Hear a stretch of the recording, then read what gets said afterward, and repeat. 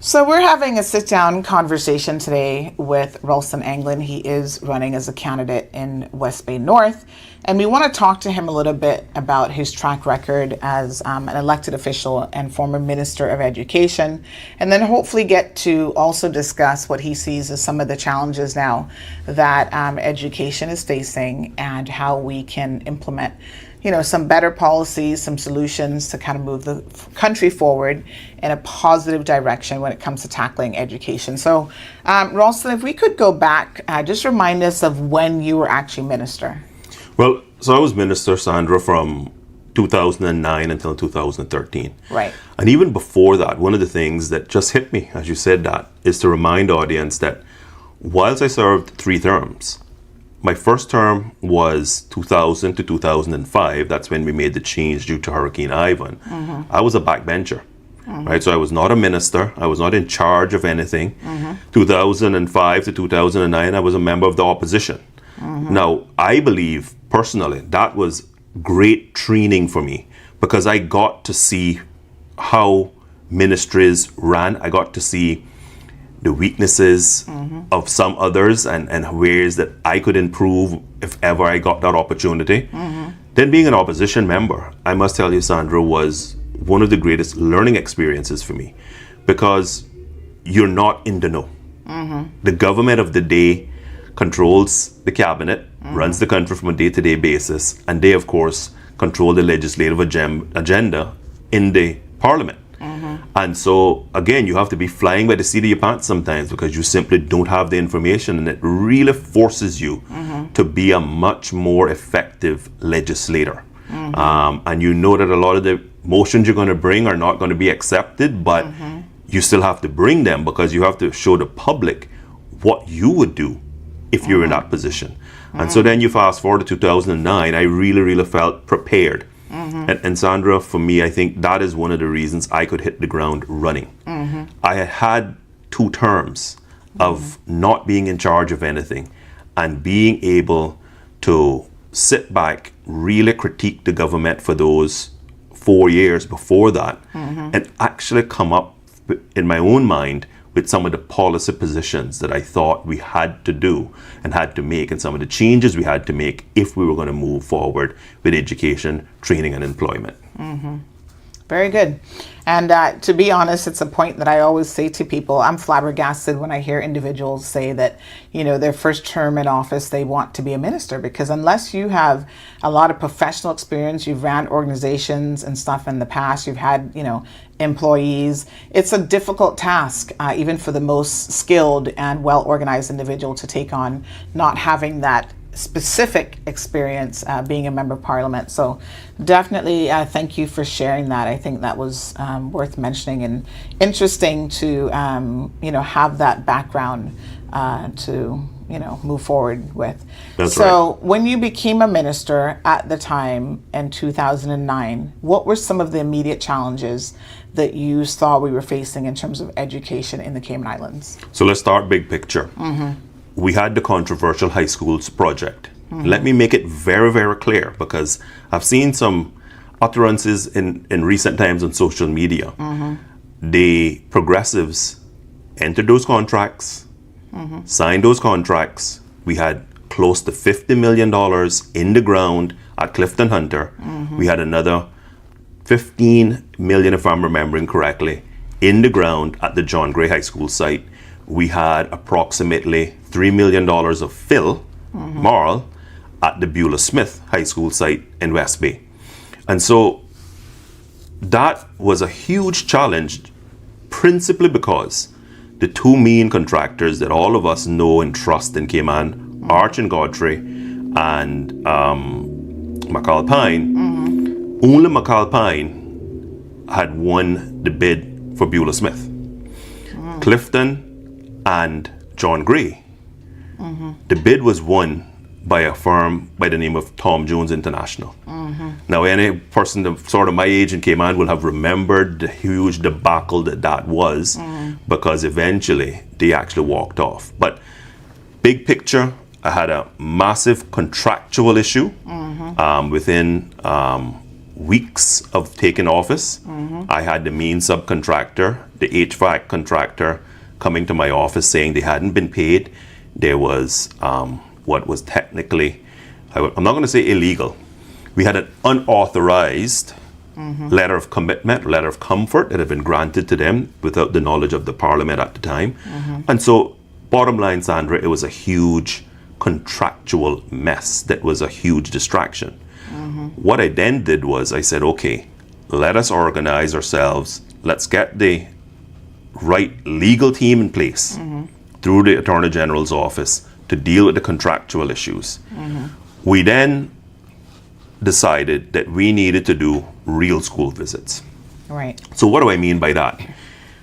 Up until this time, what a school visit was, the minister, the permanent secretary, the chief education officer, and whoever he or she chose from the Department of Education Services would go out to schools, lots of photo ops. You go, you tour, you say hi to students and teachers. You may have some conversations with them, and then you leave. We took a very, very different approach. We had heard so many rumors, so many complaints, that we decided we needed to have real conversations with the professionals and with parents. So what we did was we met with the chief education officer and her team, and they gave us their view of the lay of the land of the entire system. We then went to each school, and at every school, Sandra, what we did was we did the tour. At the end of the tour, we then met with the principal and the senior management team by themselves. No chief education officer in the room, just myself, a minute taker, and the chief officer. That gave principals the freedom to be able to say how they felt about things and the state of play. We then met with the staff without their principal. Again, making sure, and no chief education officer, making sure that staff, all teachers and teacher assistants and special education needs coordinators or SENCO officers, all the professional staff that interact with our children, we met with them separately. And we did that across the entire system, right down to Little Cayman.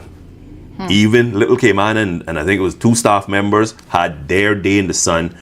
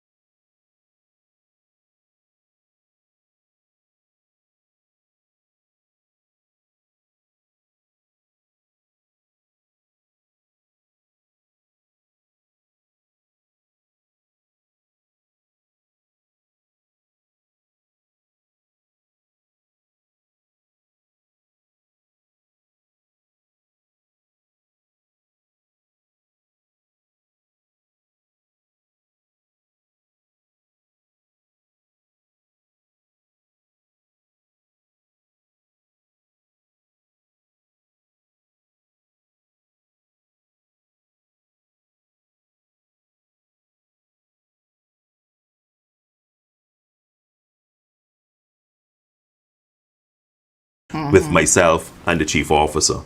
And so coming out of that, we then launched what we considered and what we called at the time the health check of the education system. One other thing, we then met with PTAs. We wanted to hear from parents. Right. We wanted to hear what parents were feeling, what were they seeing, and how were they seeing the system. We also then got representation from groups of students. Where appropriate, this is important because at primary it's very tricky, but certainly at secondary, we met with the student council of every of the schools. And so at that stage, we felt like we had heard from all the stakeholders. That obviously formed a massive report that we distilled down to what we called the health check. And we launched in January 2011 what we dubbed the Education Stabilization Plan. That coming out of that, we took all of that feedback and we set up certain pillars to ensure that we stabilized the system, lowered the frustration that everyone was telling us that they were going through and feeling, to then build a national strategic plan for education, which we did and launched in 2012. But a few of the pillars that we set up, Sandra, were things like we set up the first ever Principals Consultative Council. As simple as that may sound, there wasn't one. And what that body was and what we promised them and we did for 4 years, every major initiative that was proposed by the department or the ministry was given to the Principals Consultative Council. So that was a council of all school principals where they could get that policy, review it, and give us their feedback to ensure that before we launched any policy, we had the feedback of the principals, and each principal was then charged with taking it back to their individual schools.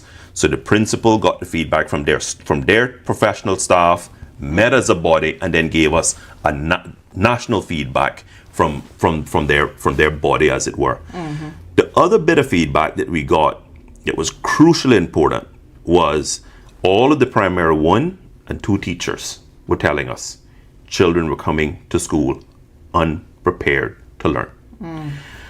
And so that then led us and led me to prioritize early childhood care and education for that term. And I declared that for that term, ECCE would be the priority. It is the bedrock of education, but we had schools like Sir John Cumber Primary School that no longer had reception. And that's the ECCE stands for? Early Childhood Care and Education. Okay. And so because we had a number of government primary schools that did not have a reception year, right, we were taking our children and exposing them to the curriculum younger than the UK counterparts, oftentimes coming straight from home or daycare centers. And so they were not prepared to learn. And so what teachers were telling us is they were spending the first term and a half just getting children ready to learn, which meant that by the time they got to the end of year 1, they were already behind. And that just followed so many children. And so it was very, very easy to see, once we got that feedback, why so many of our children never caught up. Because you entered the system not ready to learn and with massive behavior issues in some instances. And even not having behavior issues, just simply not really to grasp the curriculum that they were going to be exposed to. And so I saw that at the time as a key priority. Now, I must say that back then, because of the financial meltdown in the United States, our budget situation was such that we had to get all budgets approved by the FCO, by the Foreign and Commonwealth Office. And so I took the decision to accompany the Premier at the time to London, because I wanted to get specific. Well, first of all, they wanted me to justify why they should give us permission to continue building the high schools. That was number one. So I had to go and sell to the FCO why those projects should not be stopped. Wow. Once they understood the fact that we were out of space at John Gray, the single high school on Grand Cayman, they quickly agreed. Once we gave them the data, they said fine, but they made sure and told me the contract, we must get this contractual situation sorted out because we're not going to tolerate massive cost overruns. Right. I then, quite bravely, said to them, but oh, by the way, I need approval for another capital project. And so they approved a primary school capital project. Once I gave them the data and the feedback on what was happening in primary schools, they approved $14 million to be spent across government schools. And what we did there, Sandra, was we had a number of schools that had modular classrooms. These are just temporary modular buildings. Those were being served. They were being served in our system on some campuses, multiples of those as real classrooms for our children because the schools were out of space. They were unhealthy. Teachers were complaining about being ill. Parents were complaining about children having more and more respiratory issues. Right. And so once I gave that entire report plus explained to the UK that there were a number of our largest primary schools that didn't have reception, they approved it. And so we wound up having a building program at Sir John Comber Primary School, Georgetown Primary School, Savannah, Bordentown, and East End and Northside. And so that then allowed us to have the physical plant. Because if you think about it, Sandra, when should you invest in plant? Well, you should invest in school plant when it's interfering with optimal teaching and learning. Yes. And clearly it was. And so we then were able to say truthfully to the Caymanian public, look, big picture, we've now addressed the massive hemorrhaging and the massive issues that we had to just simply get ourselves in a position where our children would have the best possible opportunities for a positive outcome. On early childhood care, what was very interesting was shortly after I announced publicly and to the Parliament that would be the focus of this administration, of the administration at the time, UNESCO. UNESCO held its first global early childhood care and education conference in Moscow. We had over 1,000 professionals and ministers from across 150 something countries. And because we were going to go on the other side of the world, in research we decided that we would visit Finland. Because at the time Finland was, and still is, Finland had come basically out of the blue, as we would say, and had gotten to the very top of the world education rankings. Right. And so, we were able to get lots of data on best practice, and it confirmed that early childhood care and education had to be the priority. Had to be the priority. And quite frankly, the UK, in my visit to FCO and at the conference, people were shocked at how much malaise there still was in the Caribbean about not focusing on early childhood care and education, but putting lots and lots of resources at secondary to try and catch children up. At which point, Sandra, quite frankly, it's just too late. Yes. You can't catch children up at that stage. And so we wound up being able to then build those additional classrooms, get rid of the modulars, and roll back out reception, which is now still being run at all of those primary schools that didn't have it at the time. What I then also realized from listening carefully was people, us as Caymanians, Sandro, we understood the positive outcomes that education could provide. Right. But I felt as though we needed to really roll out something called which we dubbed valuing educators. And we rolled out the valuing educators program across all schools that culminated with a huge, what we would call shindig up at Pedro. But it was really about ensuring that our education professionals saw that government, parents and the community saw them as a key stakeholder. That triangle that circle that has to embrace and get all of our children to maximize their potential. Right. That at the school, whilst the child is at the center, just outside the center, the next ring are your teachers.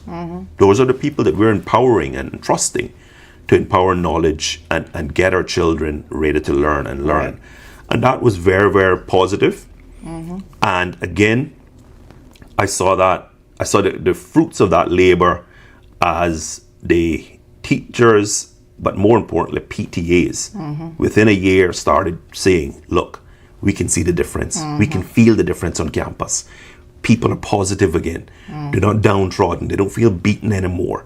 We're now having much better collaboration between PTAs and parent bodies, and teachers and the professionals. And so, having been through all that, I said, okay, what do we do next? And so we then rolled the first draft policy that was for evaluating teachers. As we can imagine, how the civil service evaluates an accountant in the accountant general's office, or an executive officer in a ministry is completely different than how we're supposed to evaluate teachers. Right.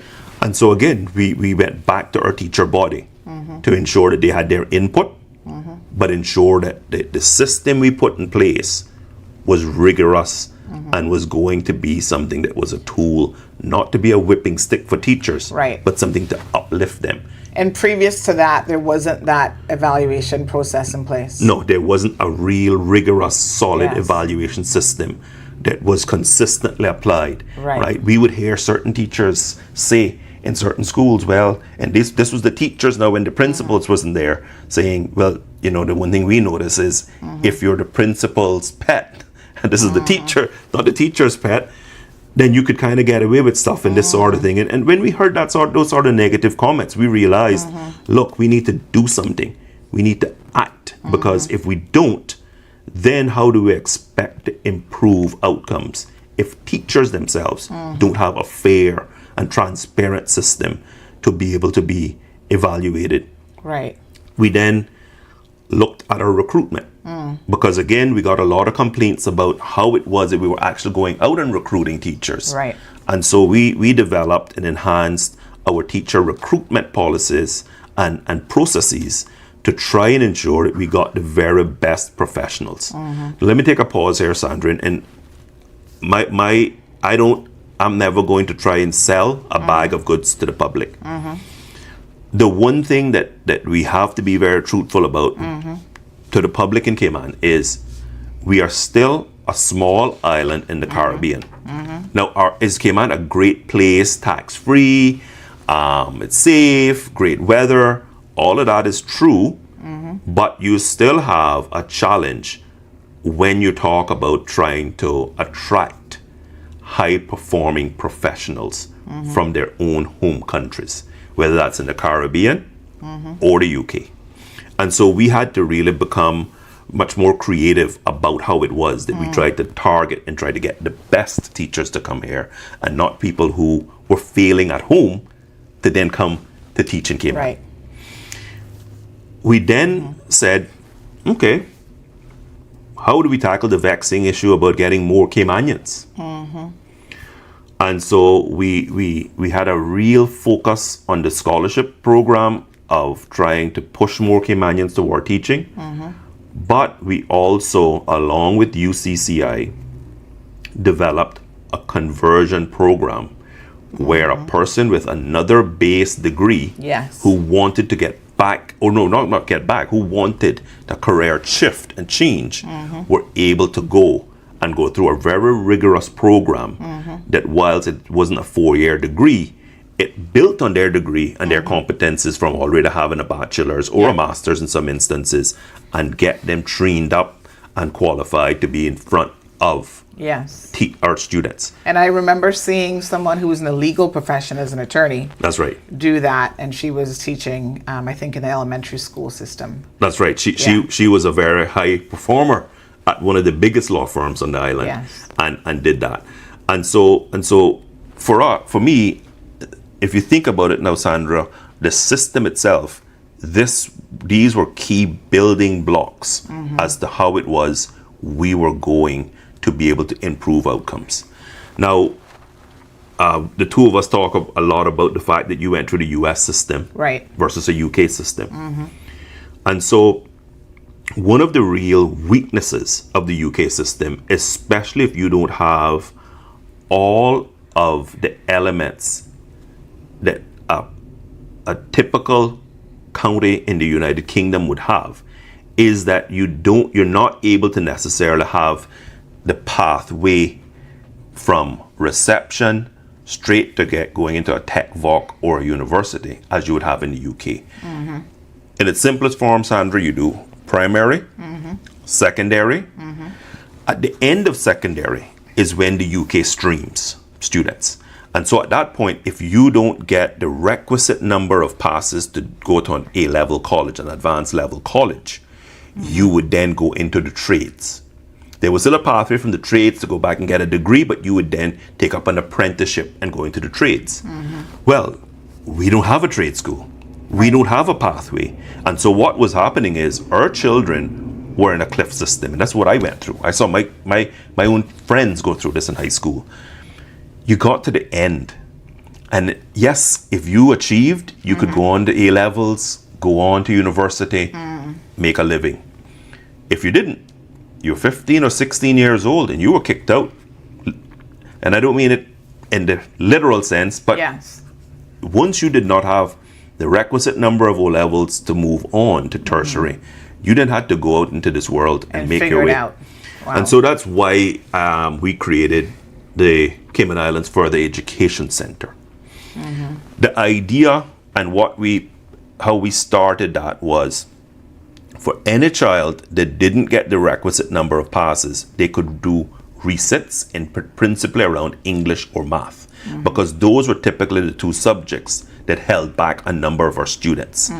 And so students could then resit math or English, hopefully pass it, and whilst they didn't get admitted to UCCR or an A-level college initially, once they passed it after that year, they could then go on to tertiary. Right. We also planted or started some BTEC, British Technical Education Council courses. Now that was supposed to have been what I called the base level of what Cayman needed.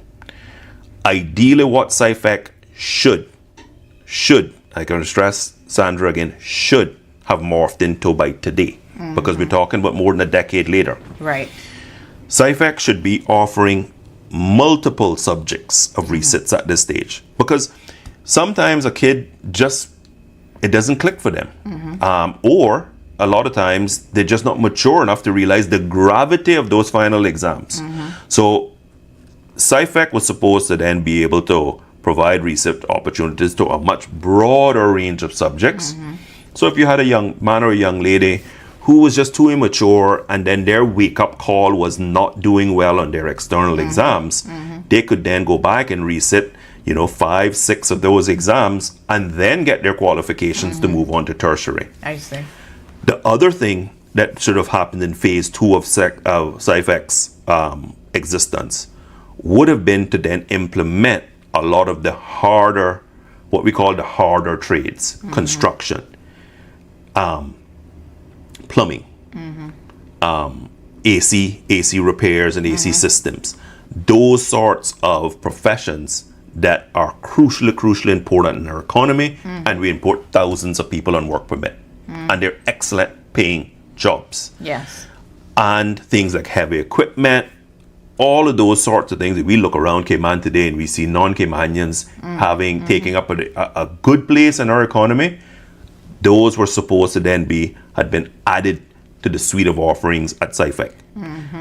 The reason it was the further education center, not a reset center, was that school leavers would have gone there during the day, but then SciFec would have been open at night for adults to further their education. Oh, wow. And so SciFec was supposed to have been the national technical education center, but it's just during the day students would have been doing resits, Right. hopefully to move back on to their pathway to tertiary. And so that is what SciFec was envisioned to be. And I can tell you and everyone that if the plans that had been laid and left there by me had been followed, we wouldn't be talking today 12 years later about needing a trade school, because the facility was there, the facility is still there. And Sir Andrew, this can still happen. And so people may ask, well, who are going to teach these courses? In my mind, what we would have done was, a number of teachers over the years have said to us, or said to the system, look, they certainly wouldn't have minded doing some extra teaching in the evenings, make some extra money, etc. But we were going to work with the private sector. So just as we now have, I think it's like 1 or 2 institutions offering tech voc type subjects, Yes. we would have put out a tender document to say, tell us what you're looking to offer, and then whoever got approved would have been given space at SciFec. So picture SciFec. SciFec would have potentially have had in the evenings 3 or 4 different operators, all funded by government through the grant system. So what we had done was, we had looked at the budget and we had said, okay, we obviously need to continue funding our scholarship program. Right. But then we needed to have gotten another $2.5 to $5 million for grants. So if a Caymanian who wanted, who had a lot of, you'd call it, they were good with their hands, but they didn't have that piece of paper. They could have then gone and become a wireman, becoming a journeyman plumber, right?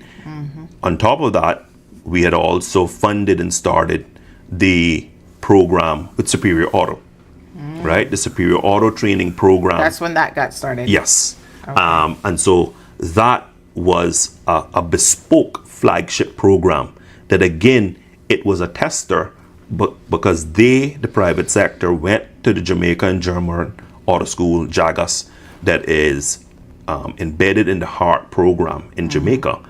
But the owner of Superior Auto, that's how he was trained. So he knew the value of that program.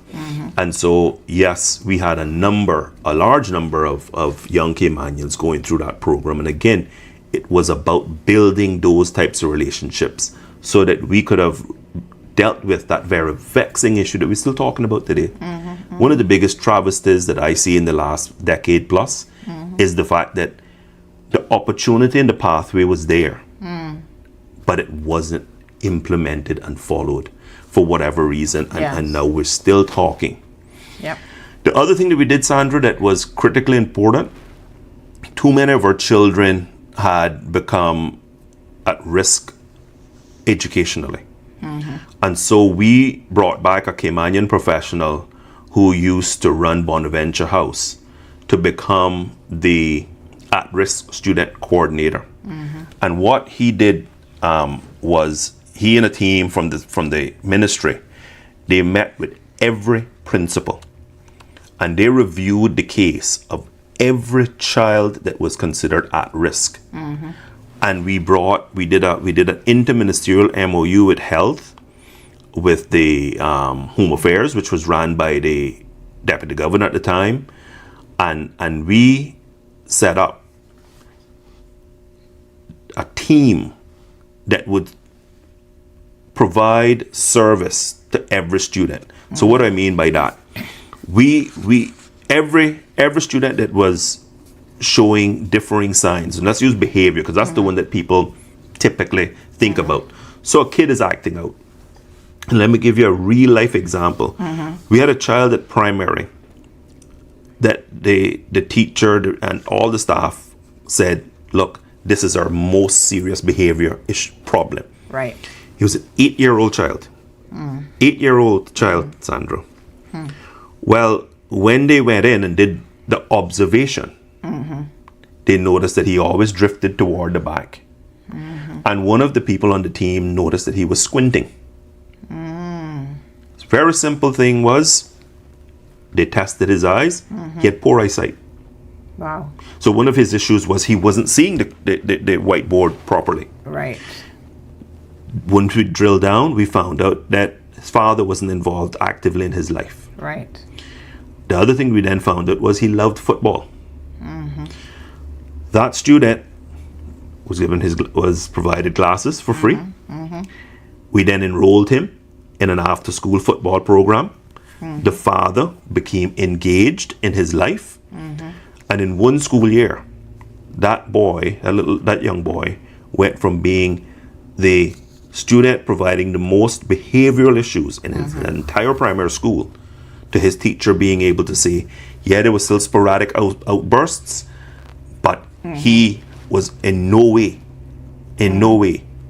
any major issue in the school anymore. And that was in one school year. And so that was how we looked at students who were at risk. We then said, well, what about the 3 to 6-ish time frame? So many of our children were going home, left at home. Yes. So we started the National After School Program. Within the first school year, that grew to 1,000 children across. Wow. And so what we did was we brought in, Yes. we actually hired in people from the outside. And when I say people, I'm going to call a name, for example, Chris Christian. And I think his company is called Cayman Arch or some, I don't remember exactly what it's called.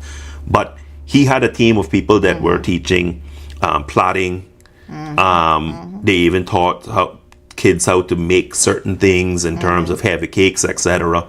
And so it was about Cayman traditional arts. So, but that was just one offering. And so we worked with differing groups who came on board to offer a wide range of services and offerings. And what that did was it kept children at school. So as soon as school was over, they'd get a break for 15 or so minutes, and then they would go to their chosen activity. And so parents then really appreciated it because parents didn't have to try to get off at 3 o'clock to go pick their children up. Right. Parents were now able to know, you know what? My son or daughter is at school in a safe environment. When I get off 5:30, 6 o'clock, I can then pick them up from school. We also worked with the busing companies to ensure that those who, for the schools that actually had bus services, we knew it was going to cost more money, but we offered busing service at the later hour as well. Because Sandra, again, when during our tours, these were all the feedback that we were getting. This was the feedback we were getting from teachers, parents. And so what I would like to say is, Sandra, when you heard those ladies who called in when I was on your show back in December, that's why they called in.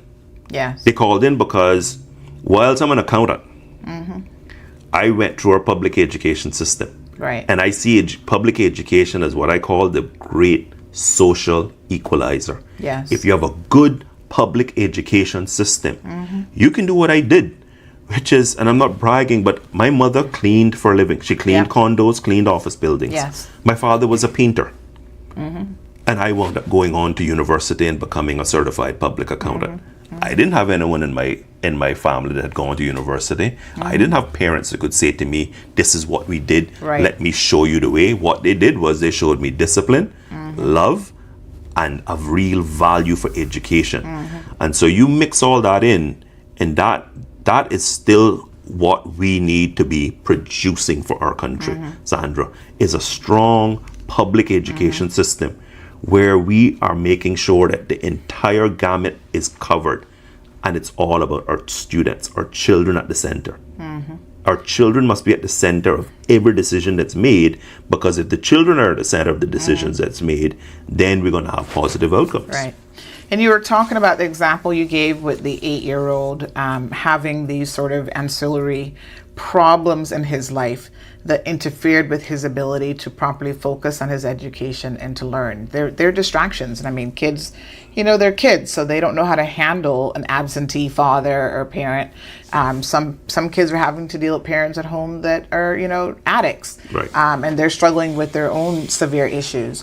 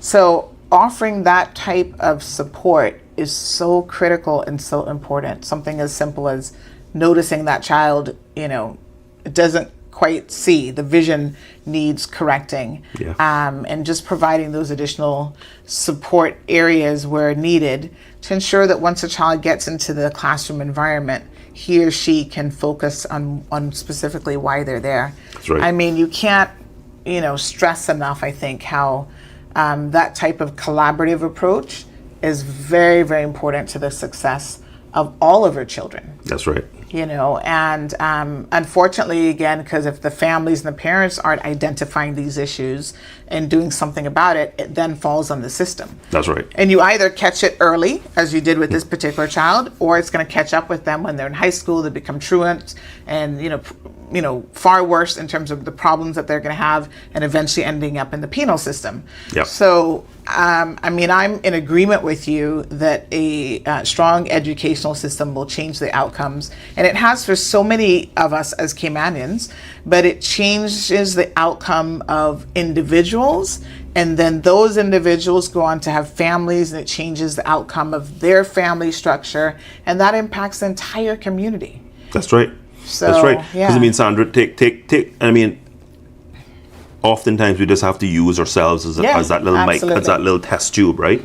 So I go from having parents. My father left school at around 12 to go to sea. My mother left school around 12 years old to go to work for wealthier West Bay families. Right. And then when tourism came, she got into tourism and financial services, and she was cleaning offices. And I fast forward to myself, and now I have all of my children going into tertiary education already, right? Having every single one of them on that pathway.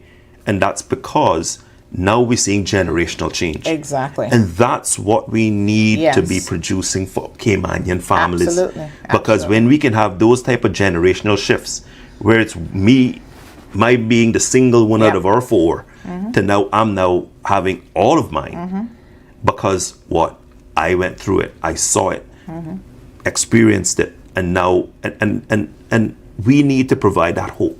Yes. Because if there's nothing that pains my heart more, Yeah. Sandra, in my moving around so far, the sense of just abstract hopelessness that I find when I'm visiting Caymanian families, and parents that are struggling, two income households struggling to make ends meet.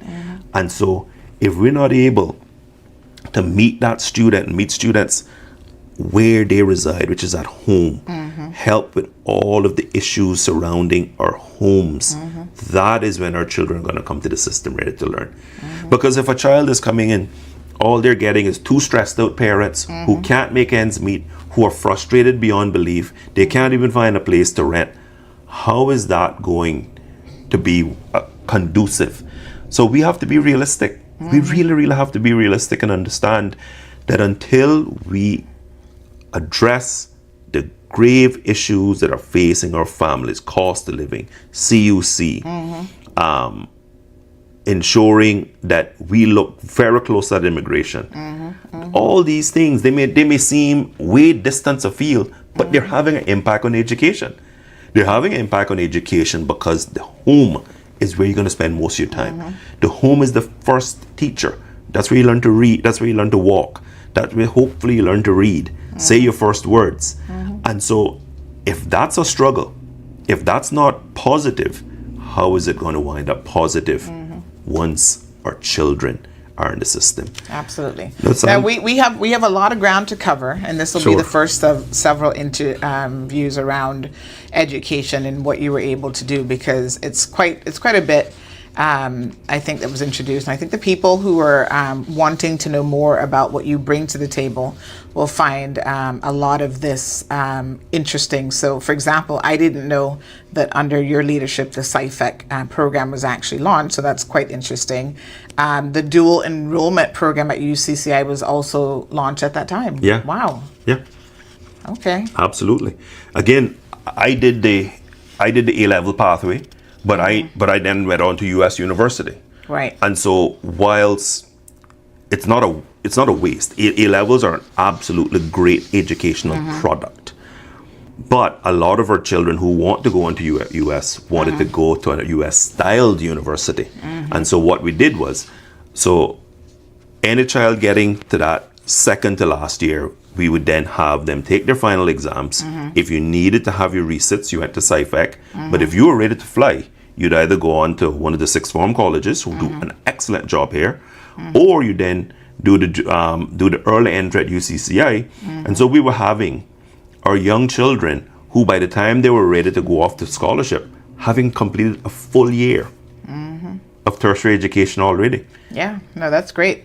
I know for my example, like you said, I was in the U.S. system, but we also had the opportunity to do what we call advanced placement AP classes. Right. And I did a number of those, and it was something that was offered for free through our public schools. Right. So, if we scored high enough, we got the relevant college credit, and it saved you money when you went off to university as well. Saved you a lot of money and time. Yeah. And one of the things that I must say, Sandra, that we did trial. So we tried it. We also trialed an AP college.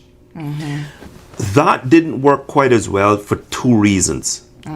Our teacher body is really more geared to the British system, Right. whereas APs are really built to American be system. tagged onto an American system. Yeah. And so if we're ever going to go back that route, one of the things that we would have to do is we would have to ensure we really get specialist teachers Right. coming from the US to teach a lot of them if we really want to get the really best results. Yeah. And so we trialed it. It didn't work out well, so we discontinued it after the first year. But I can also say that one of the other thing that we implemented was a real graduation criteria. Sandra, believe it or not, one of the complaints we were getting from employers, employers were saying to us, so we have Caymanians who have a graduation diploma, high school diploma, but they're functionally illiterate. Wow. So we were allowing everyone who went through the system to get the same diploma. The only thing that was different was what was your external exam board certificate. So of course, your Cambridge certificate with all the subjects you took would be the differentiator. And so that was hugely unfair to our students. And it was very confusing at a minimum, but causing a lot of people in the economy, out there in the economy, and I'm talking about Caymanian employers as well, to say, to look at our system sideways, side-eyed, and be like, oh, hold up now, how does this really work? Right. And so what we did was, we implemented what was called a level 1 diploma, a level 2 diploma, and a level 2 diploma with honors. And so that way, and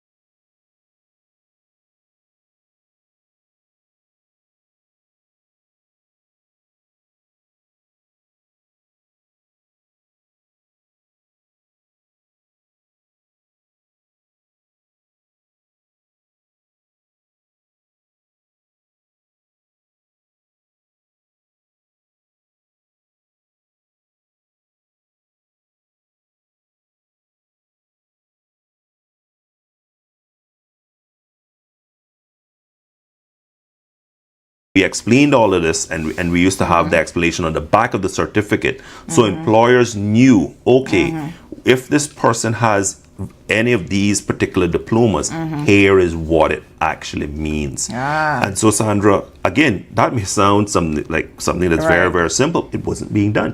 Wow. It wasn't being done, and that again provided clarity. That ensured that students knew, here's what I've achieved, right? Here's what I've actually achieved, and it gave those who achieved higher qualifications, as in the level 2 diploma with honors, something to be really, really proud about, not just saying that everyone who's gone through the system gets the exact same diploma, when their results and outcomes could have been completely different. One person not getting in, having no shot at getting into university, whereas some of the other students could get into the best universities in the world. And so that again, setting standards. Sandra, one of the things that we have to do, and we can assist once we care and put our children at the core, high standards, whether you're going to go off to sixth form, the dual entry, UK university, US university, Canadian university, or be a plumber, or be someone who is going to be a mechanic. Let's set high standards so that the actual diploma that you get is the very best. Because there's nothing in our water that causes Caymanians to not be the best at what they do. We just need to give the platform for our children, allow our children to grow and really flourish, give our children the tools, and that's where you get the real shot at life. And the discipline within the system, the children, and even assisting the home to have the necessary discipline to focus on education as well. Yes. As we start to wrap up this first interview in education, while you were Education Minister, Rolston, there's one thing that always comes up, and it's about the splitting of our schools where we no longer have a middle school. So you get blamed for that. Right. And I want you to address that, because it's a sore point even for me. I see where it's not an ideal model for children from age, I don't know what middle school starts at, but it's something like 11 or something, Right. to be going straight through with kids that are quite a bit older and more mature. Tell us how that came about, and what are your thoughts on it now that it's been in place for a number of years? So Sandra, you're quite right. But let me start off by saying, you can go to any country that has a British system, and there's no such thing as a middle school. Okay. Middle schools don't exist. You do primary and you do secondary. Okay. Which is the way it was in Cayman before 1980. Right. Now, let's be honest, a 5-year-old child, a 4+-year-old child in reception is equally susceptible to bullying, etc., with a 10-year-old child, because the difference between 10 and 5 is a big difference, or 4+ is a big difference, equally 10 to 16. Now, the Okay. number of years are about the same in terms of the Right. difference, but we admit strength, what kids will get up to is very, very different. Yes. We need to acknowledge that we need to have better management at our secondary schools. Okay. We need to ensure that our secondary schools have strong leadership, strong discipline, and if we need and if we have to, empower our principals to say, you know what, the first 2 or 3 years will have a different lunchtime than everyone else. Right. I'm just throwing out certain small ideas of what other countries How it do. could still work. Right, Yeah. and that's what other countries do in regards to Yeah. how they actually roll this out. Now, let's go back to education outcomes. The real issue was, Sandra, we had we had interjected an American concept in a British education system. It usually doesn't work well educationally. Okay. So whilst, we were having children closer in age, I can tell you haven't gone through it. I can think of so many of my friends who were doing extremely well in primary school. And by the time we got to high school, they were no longer in set one with me. Because we just had, we interjected a school in our system where there was no accountability. And I will say that without fear of contradiction. There just was no real accountability.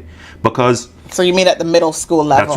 that's right. Because Right. our system was really built on strong assessment at the end of primary, which we used to call the National Achievement Test. That's how you held principals and teachers accountable. External exams at the end of high school, that's how we held them accountable. But there was nothing in middle school. Middle school was just a pass-through. You went there for the 3 years. There were internal, there were exams, but they were internal exams. Now, Sandra, you can see the quick weakness in that system. Once the exams are all being written internally, graded internally, there's no independence there. And so I think, quite honestly, that we need to look very carefully at leadership across secondary, how much resource we put into organizing our students and ensuring discipline and ensuring that we're giving our teachers and our teacher bodies more tools and more resources. Because the fact is, a lot of it comes down to resources and not having resources put in the right place. Yes. Right? You certainly got me to thinking, because even the private schools here, they don't have middle schools. No, they It's don't, because- primary and secondary. Yeah. But they don't seem to have a lot of the issues, the behavioral issues, the, sort of fighting amongst with the older kids, fighting some of the younger kids, the bullying and all of that. But you say that can be managed with better controls within the actual individual school systems themselves. That's what we have to focus on. Yeah. Because if you go take every other British school, British Yeah. system school in Cayman, it's primary and secondary. Yeah. You go. So the thing that we have to understand, accept as Caymanians is, are we going to have an American system or a British system? Now, if we're going to have an American system, you very well know there's tons of middle schools in the US because that's how the school systems are organized. Right. And it's organized that way for a very specific reason, for very specific outcomes. We want the best outcome for our children. Trust me. we need more focus on behavior for learning, behavior intervention strategies at secondary. And when I say strategies, it's resources. We need to go back to a system where we have not only a principal and some heads of year, but we need to have dedicated professionals to behaviors, to behavior and monitoring and patrolling the school. And really it starts in primary school. That's because right. You've got to instill the discipline in the children at primary school when it comes to their behavior, conflict resolution, and all these other things. That's right. I mean, and these are big societal issues for us. Right, of course. These are big societal issues. So, Sandra, I'm glad you asked that question. And certainly, I know that there'll be some people that still aren't going to be satisfied with the answer. What I can say to everyone is, to all Caymanians, I truly believe that if we do a better job at secondary, now it will require some additional resources. There's absolutely no doubt about that. And it is about ensuring that the ministry and the department have a very, very clear policy and to both principals and senior teachers at both of our government high schools, that behavior for learning is a number one priority. Keeping our children safe, number one priority. Bullying cannot be tolerated. And the other thing that we have to ensure is that if we have students who do need to have alternative education provided to them, that we put in place the properly resourced facility that will still give them the best outcome for an education and a solid education so that they can make it through the system and be able to take up their rightful place in society. And so if you do those three things, I think we can have a lot of these issues, Sandra, just really, really ratcheted down. And we have the type of system that we have. I can't accept, personally, that Caymanians cannot operate the British education system that we've had for decades the way it's intended to, the way it is in every other Caribbean country, the way it is at our private schools here. I have more faith in our Caymanians than that, but we got to manage the schools better. All right, so we've gotten through not even half, really, of some of the things that you were able to focus on and accomplish during your tenure as Education Minister. We'll continue in subsequent interviews to this to look at everything from special needs, school discipline and student behavior, teacher training and professional development, as well as TVET and literacy and numeracy being some key areas. Sure. We've got listeners, obviously, who are listening to this, and they may not have known the breadth of some of the stuff that you were, in conjunction with, your civil service colleagues, able to get accomplished in the 4 years that you were minister. As they're thinking about now coming up April the 30th, a lot of decisions have to be made.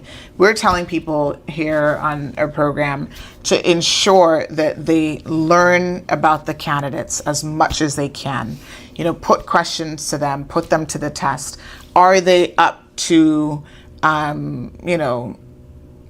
par, really, for the job that they have applied for, which is to represent the people of this country and to potentially move into a leadership position within a government? There are people who might be on the fence, Rolston, who are undecided about you. What would you say to those voters who are thinking about the options that they have available, and they're thinking, do I want to give a vote to Mr. Rolston, Malachi, Anglin, or shall I give it to someone else? What I would say is, I'm going to be publishing my results and my past results. I'm going to say this. Firstly, I'm a Caymanian that's here for Caymanians, and Caymanians must come first. I did things the right way professionally. I went off and got my own education, graduated with honors from the Ohio State University, became a certified public accountant. I left my career because I love our country and I care deeply about our people. I looked at life and I said, you know what? Yes, I can stay and make millions as a partner in an accounting firm, But if I leave an island that my children potentially might want to leave because we're not focusing on building up the right type of Cayman, I took the decision that, you know what? I wanted to offer my skills, what I brought to the table, to our people. And so I would say to the people and the voters in West Bay North, look at my leadership, look at my years of service, and if you judge me on these outcomes, on what I was able to do in one short term as a minister, and not to mention all of the motions and all the fighting I did in the background when I was an opposition member and when I was an MLA, I think the choice would be very, very clear. I think people will look on and say, you know what? Rolston's a true servant leader. He cares about Caymanians. He cares about his community. He's going to be willing to serve us first, be a good parliamentarian, and if the opportunity is there, be a very, very productive minister who adds value and is able to add value in a government to move us forward. And I'm not, let me make sure I'm clear, Sandra. Whilst I have to focus on what I did, in any future government, I look at myself as a person that's going to be able to assist a government and add real value in numerous areas. Because the fact of the matter is, suppose coming out of April 30th, there's a great need for me to be the Minister of Finance. Well, I'm a certified public accountant. If there's a great need for me to assist in the area of healthcare, I was Deputy Chairman of the Health Services Authorities Board. And so I have a number of areas that I feel very passionate about, that are very important to us. Most importantly, our children, our elderly, employment, opportunities for Cayman, and ensuring we defend and protect this environment that we have that causes tourists to come here. If we can do all those things, and it's doable, I can be a key part of any government going forward. That's why I feel very good about where I'm at as a human being, as a Caymanian, and as a candidate. Okay, well, thank you very much for that.